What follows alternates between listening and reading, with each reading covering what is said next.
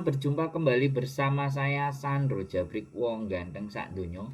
Mohon untuk tidak menyebutkan nama dan identitas dalam percakapan ini karena percakapan ini saya nekan dalam konten YouTube. Gimana Mbak E? Oh, posisi di mana? Di India atau di Hong Kong? Di Hong Kong saya Mbak E. Gimana? Mau cerita, mau curhat gini. Boleh. Aku kan punya saudara kok. Itu Singapura. Udah 10 tahun yang lalu, tahun 2016 kan. Terus. Terus itu kan datanya sama KTP-nya yang baru kan beda. Kalau proses ke Hong Kong bisa nggak ya kok? Bisa. Oh, tapi potongannya banyak enggak? Potongannya banyak enggak? Kalau nggak mau potongan ada tuh di Facebook. Facebook itu cuma kayaknya kayak PHP ya. Nggak main Facebook kok. Ya sudah, kalau mau berangkat sih Bu mumet potongan ya terus piye PT enggak ya cuma tanya kan biar ancer-ancernya aja, nanti biar enggak down gitu loh, kayak potongannya 3 bulan 4 bulan 3.000 kali 4 bulan gitu kan pasti gitu kan jelas nggak masalah gitu loh.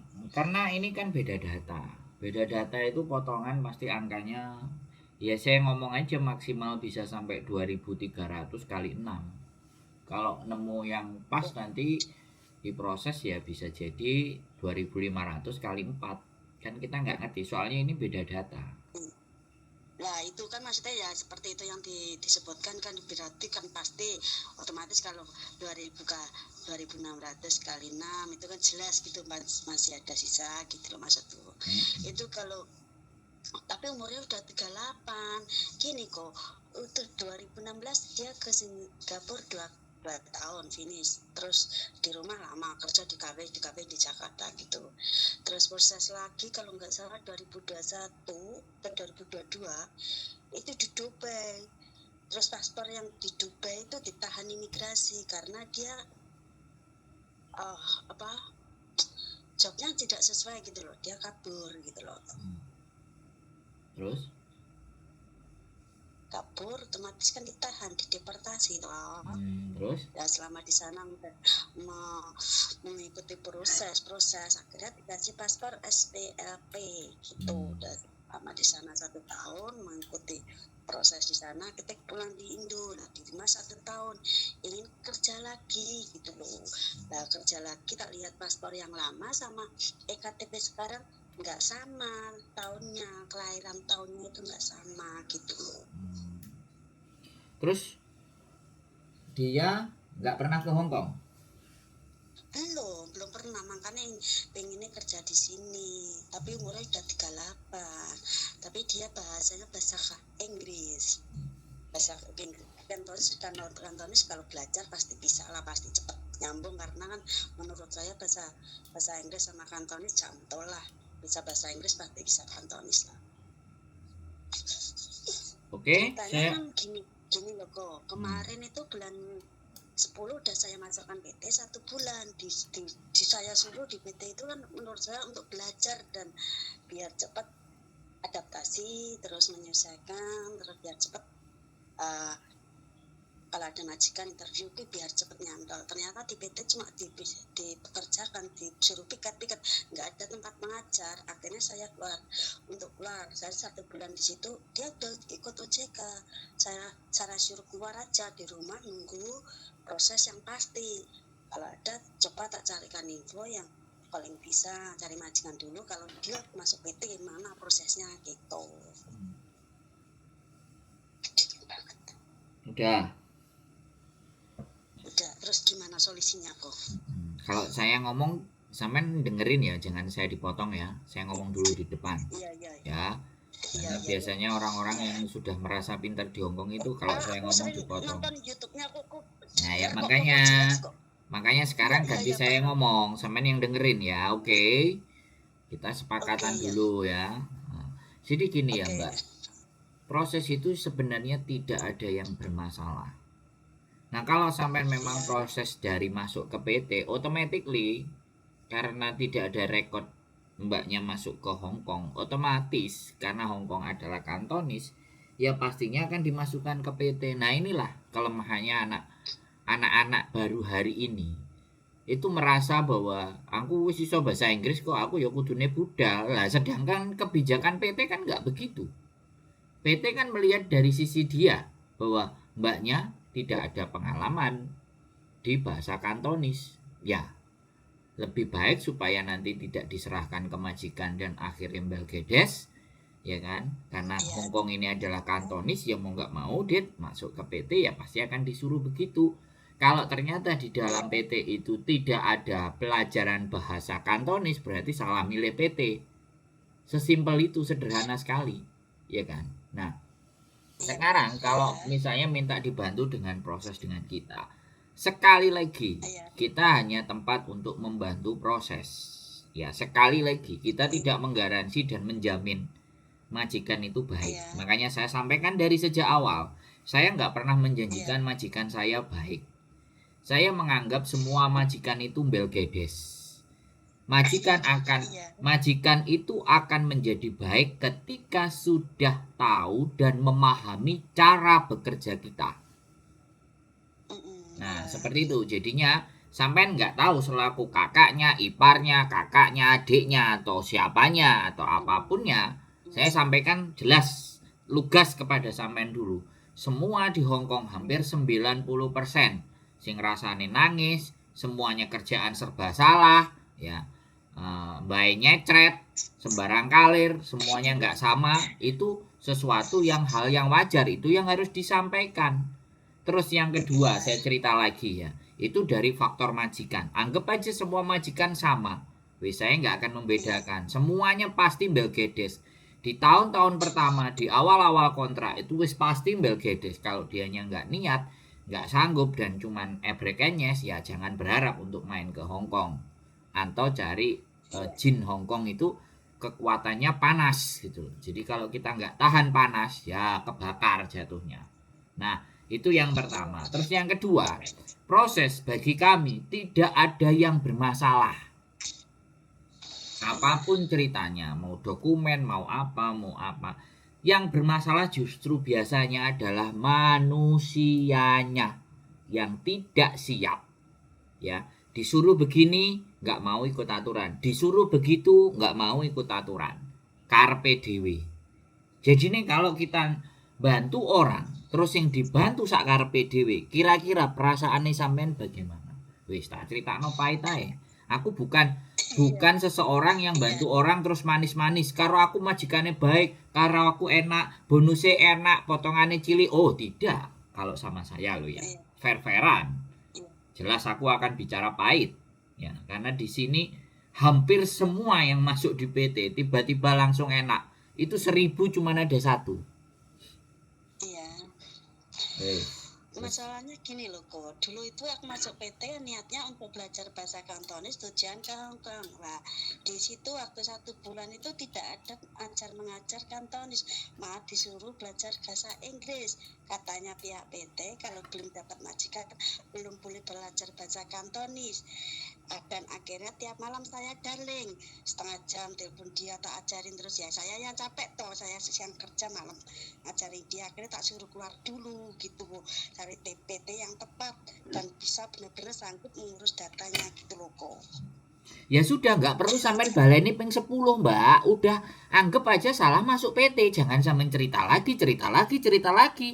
Nanti kita 1 jam habis bahasin PT yang keliru, PT yang salah. Bisa dipahami nggak maksud saya?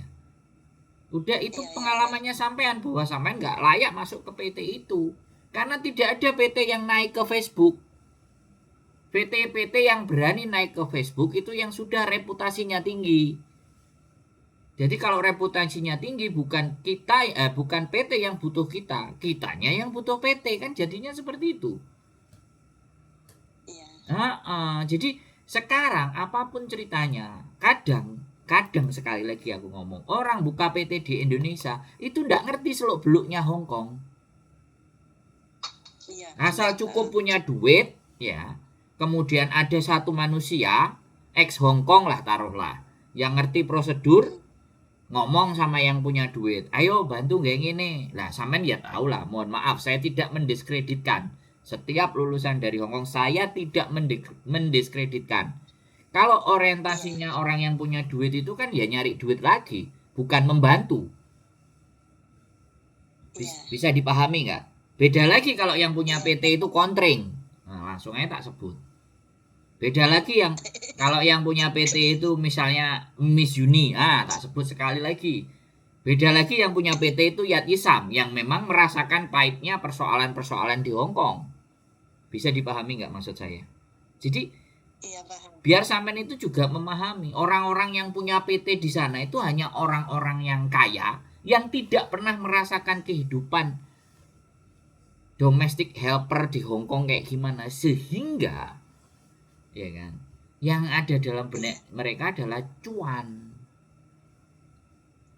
gitu loh. Makanya kalau ibaratnya sampai nyari PT, lihat bawa sana sana. Nah, kemudian PT-PT yang lama, kadang ada juga PT-PT yang punya mantan PMI, baik Taiwan mau Hong Kong, jauh lebih sadis. Ya nggak mesti juga. Keras. Karena memang mungkin dia dulu pernah merasakan. Akhir dikuwongkoni, digojloki di semuanya. Tapi sing garai Belgedes pada saat mereka mengundurkan diri, jaluk duit. Ya soalnya wis tinggal di situ, wis makan di situ, wis menikmati di situ. Lah nek gak dijalui duit kan ya rugi. Nah, itulah tata cara dan prosedur PT. Makanya sekarang banyak hari-hari ini itu kalau yang non itu wis benar-benar harus meratapi nasib. Benar-benar harus meratapi nasib kepedihan. Menanggung 1 tahun, 9 bulan, 6 bulan, 7 bulan. Kalau dia bisa 3 bulan, itu ngapal no kai Sujike ini pinter. Tapi giliran ditakoki Belgedes, terus ketemu sama agent di Hong Kong sing wis penting ndang payu, ndang dibudalno. Wis diomongno nang majikane apik iki ngerti ngene-ngene, dilalah mlebu rene ra iso omong. Majikane metrek-metrek, bengek-bengek. Kenapa majikannya metrek-metrek, bengek-bengek? Ya, kenapa majikannya dikasih kualitas yang nggak bagus? Karena bayarnya ya 8.000, 7.000. Lah nek agent yang genah, agent sing larang bayar 16.000, 17.000, 14.000. Itu dicarikan ke majikan yang terbaik. Tapi kalau cuma 7.000, 8.000, alah dipaksa mlebu ae lah, nek wis nang jero kan belajar dhewe. Lah, piye? Itu fenomena yang terjadi. Mbak, saya nggak enek uang sing ngomong kayak aku kayak gini. Muga-muga enek sing motong sing gak seneng aku terus nang diviralno. Wis karuan. Karuan tak gas pisan. Loh ya bener nggak faktanya? Karena viral kan terus tadi pembicaraan toh. Loh enggak kan gini nih, Mbak. Yo, sekarang gini loh. Tidak ada standar di Hong Kong untuk agent, untuk majikan bayar ke agent itu harus berapa? Kan enggak ada standar. Yang jadi standar itu gajinya kita. Coba kalau sampean telusuri di agent-agent. Ada yang 8.000, 7.000, 10.000, 12.000. Tapi ada yang lagi apa? Kalau renew kontrak bayar cuma 5.500, ada yang 4.500 gitu kan. Gimana diperbandingkan gitu. Nah, ya nggak apa-apa. Ya kan namanya juga bisnis, ya kan? Ini persoalannya kan bisnis ini. Perdagangan manusia yang dilegalkan. Oh, kan wis tambah jeru meneh omonganku. Hah? Piye? Iya, betul. Nggak ada yang berani ngomong kayak saya gini. Wow, sembuh. Dadine ya apa iki kok. Jadi human trafficking yang dilegalkan. Bargaining tingkat-tingkatnya seperti itu. Makanya tuh anak-anak organisasi demo kan. Ya kan. Kalau aku nggak demo tak omongno ngene iki wis terbuka. Ler, ayo. Wis terserah. Sing mau ngrungokno ben pinter ben ngerti, nek gak ya wis. Jadinya proses sekali lagi ya. Proses mau nggak mau. Adik sampean apa dulure sampean tadi itu semuanya akan dipaksa untuk mengikuti aturan PT-PT setempat. Kalau ternyata mau yang cara dengan calling visa, otomatis tidak ada pembelajaran, tidak ada semuanya. Ya, ngersiki kulkas iku piye, ngersiki apa jenenge penyedote asap iku piye. ya kan, ngersiki WC, saiki kicing dan semuanya itu piye, semuanya akhirnya hanya dinalar. Nah, ketika hanya dinalar, engko majikane ndelok karena dia tidak ikut pelatihan di PT, iki gak kene iki ngawur. Terus akhirnya dia ngeluh sikise, pesikise, ya. Majikanku selalu salah, gini-gini keliru lah. Padahal nggak ada pelatihan di Iya, PT. Terus sing di sana sopo? Ejene, golek majikan gak iya, api. Come on guys, ayolah. Sampean juga orang iya, lama lah, pasti tahu lah. iya. Ini maksudnya saya curhat ke koko tadi kan minta solusi seandainya aku bisa proses PT-nya di mana gitu. Aku pengennya dia benar-benar belajar gitu loh, belajar dan praktek, bukan omong doang gitu loh, biar menguasai bahasa benar-benar bisa gitu loh, gue maksudku. Oh, kalau sampean mau ya, ini tak kasih rekomendasi habis ini kirim aja dia KTP-nya ke saya, kasih nomornya dia ke saya yang telepon nanti tak arahin kemana. Aku nggak mau promosi di sini soalnya. PT-nya nanti tak tunjukin. Oke. Karena sekali lagi ya, aku kalau yang XX itu saya ada dua. Kalau memang dia sudah ex Taiwan, kemudian dia ex Singapura, ya. Ketika bahasa Inggris bisa tak kerjakan sendiri. Dalam artian bisa saya proses dengan sendiri tanpa masuk ke PT. Tapi kalau dianya mau minta untuk proses masuk di PT, saya bisa rekomendasikan PT yang saya rekomendasikan.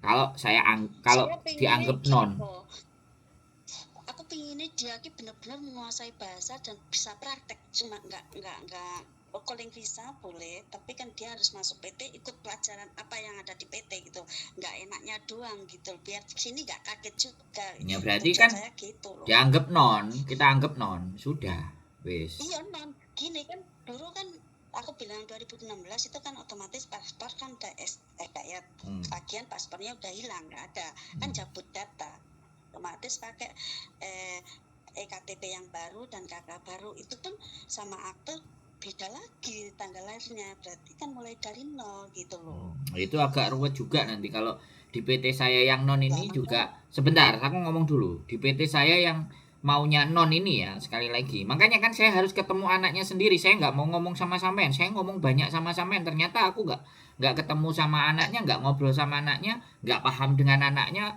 Moro-moro mleburene anaknya kowah-kowoh. Terus akunnya ambek sampean geger.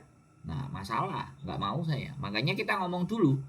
Nah, nanti anaknya ini ya kira-kira kita lihat bagaimana. Dia bisa nggak KCUGK dengan bahasa Inggris? Bagaimana bahasa Inggrisnya dia? Kalau ternyata di dalam bahasa Inggrisnya dia sudah mulai mumpuni, ya sudah, wis lan-lanan, gas ae. Calling visa, nggak pakai masuk PT yang terlalu lama. Visa turun baru ke PT. sebelum Gitu loh.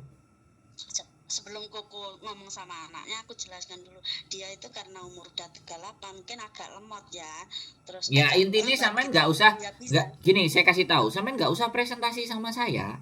Anaknya ngomong sama Iya saya, kita makanya, punya penilaian sendiri. Le memeng aku ngomong. iya gini loh Koko, maksudku kan dia kalau ketemu orang yang belum dikenal atau orang baru atau siapapun, dia itu langsung grogi, ngedon gitu loh. Ya kalau Jadi grogi kalau suruh dijak nonton channel ngomong YouTube gitu, saya. Suruh nonton channel YouTube saya ini yang ngomong sama sampean ini, nanti saya upload kasih ke dia. Paham dia? oh oke oke. Gak usah bingung sampean mempresentasikan dia, iya kan? Dia akan ngomong sendiri karena mau nggak mau dia yang akan menghadapi nanti. Sampean hanya Iya cuman iya betul. bantu-bantu saja. Dia ada gegeran dengan Iya iya majikan. Terus iya. begitu lapor karo sampean sing ngomong ambek majikan, majikan iso ngomong kuana Mesia.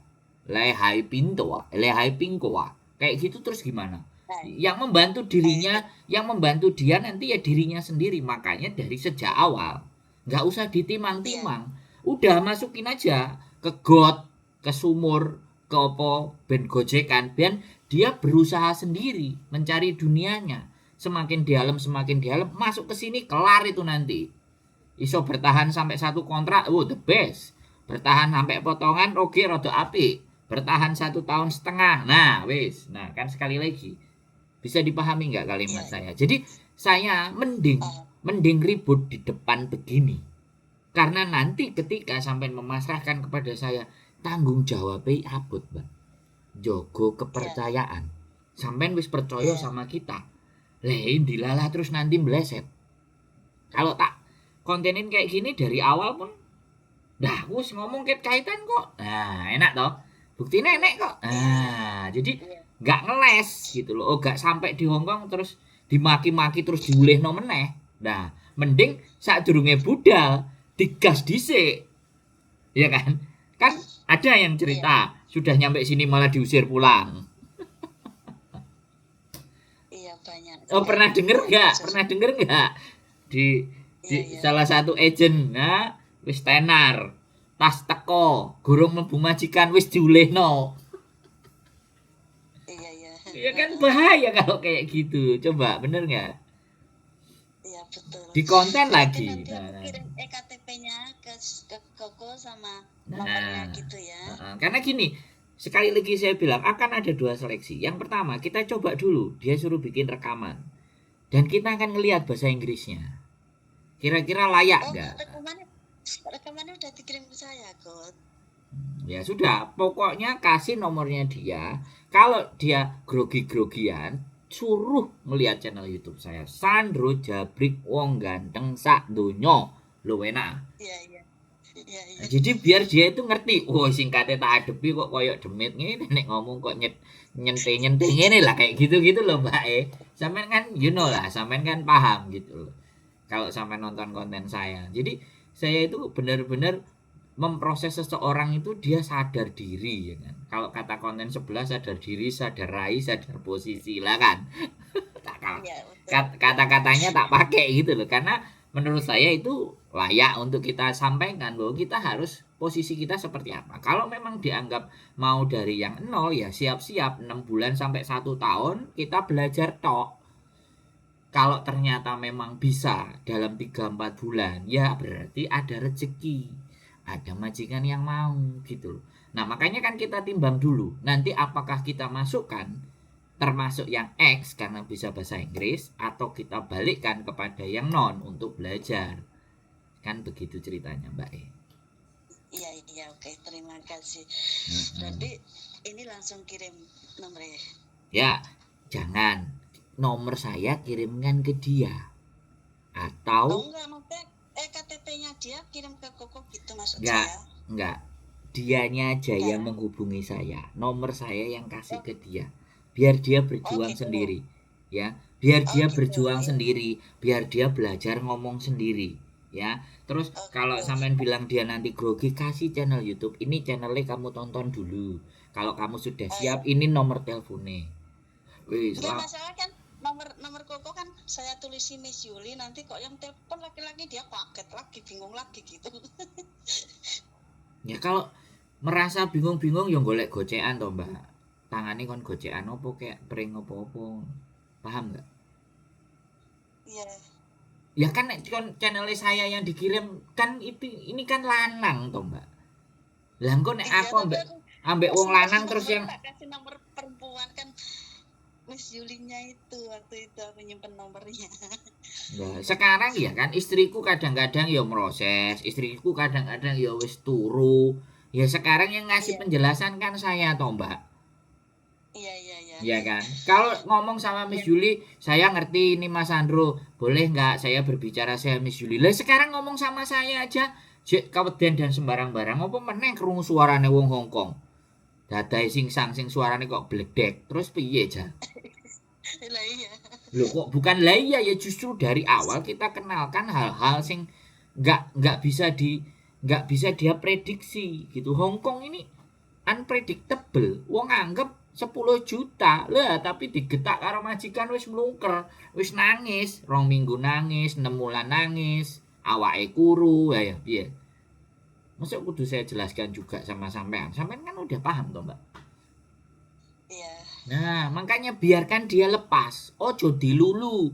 Wis jarno nek perlu disadui pisan, nek perlu dikeplaki pisan. Jadi dia masuk di sini sudah tahes. Sudah lancar jaya. Oh alah cuman kayak ngene. Alah cuman kayak ngene. Kan nek sing abot nah, kan nggak ada yang kayak gitu anak-anak. Yang ada, aduh majikanku kok cerewet, kok mau wedit, aku dikongkon mangan sanjoy apa Pak Coy, karo leri, karo ndasto, karo buntute tok, ayo piye. Nek wis koyo ngono terus piye? Gak dikei uang makan, nah, gak mangan sego lesu, piye? Maksud ah?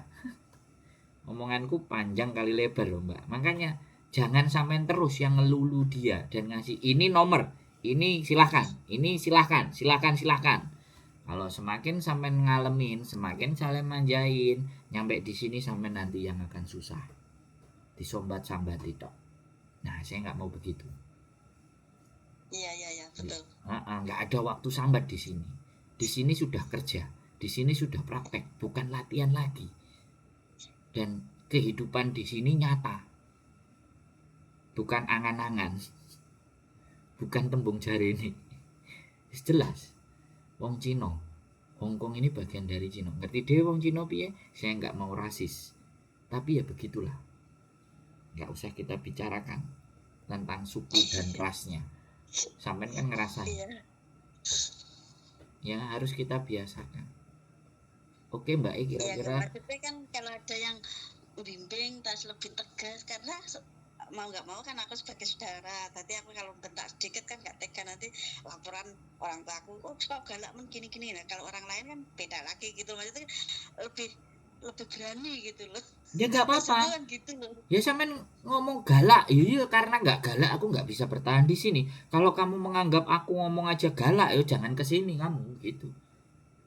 Kalau wong tuane sing gak cocok, gak iso ngewangi, ya wis gitu loh. Jangan mau kono gak penak, sungkan-sungkanan, nyampe nang kene remuk areke, sampean sing suloyone, sampean ditelepon karo dulure karo wong tuane. Kamu itu adikmu gak kok ngene-ngene lho, ya urusane dhewe golek dhuwit.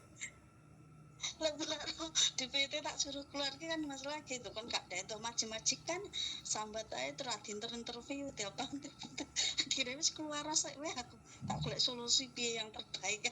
Nah solusinya sebelum telepon saya, sebelum lihat saya, sebelum ngomong sama saya, kasih konten-konten saya. Ini loh salahnya teman-teman, mereka itu langsung ngasih nomor saya tapi nggak nunjukin ke kontennya.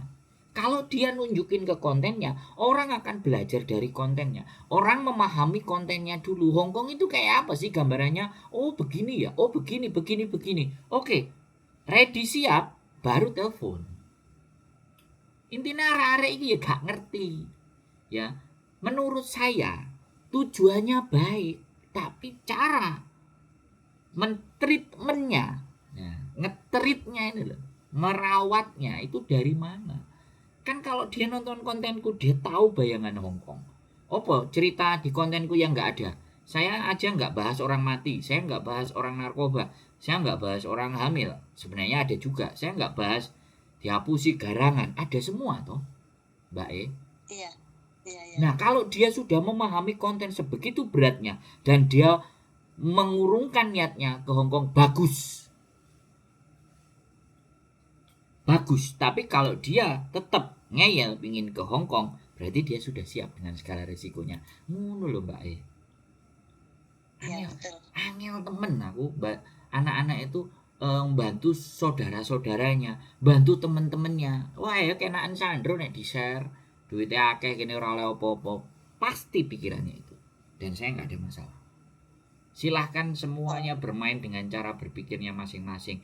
Intinya saya terus berkonten. Saya terus berusaha memberikan kontribusi kepada siapapun yang yakin dan percaya dan menganggap konten saya itu layak ditonton, layak dipelajari, layak dipantengin. Kalau menganggap konten saya nggak pantas, ya itu tidak ada urusan dengan saya. Wong ini kehidupan masing-masing, bebas.